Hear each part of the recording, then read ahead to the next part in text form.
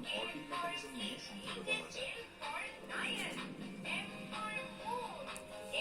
যে কোনো ন্যাচারাল বা আর্টিফিশিয়াল স্যাটেলাইটকে কোনো একটি নির্দিষ্ট অরবিটে থাকতে হলে কতটা বেগ প্রাপ্ত হতে হবে কিংবা সেটা কত সময় পৃথিবীকে প্রদক্ষিণ করবে, এই বিষয়গুলো সম্পূর্ণ গাণিতিক ব্যাপার।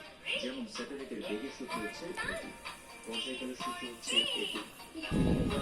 কোনো ক্ষেত্রে স্যাটেলাইটের ভর ম্যাটার করে না, অর্থাৎ স্যাটেলাইটের ভর কম বা বেশি হোক এই সূত্রের উপর কোনো প্রভাব পড়ে না।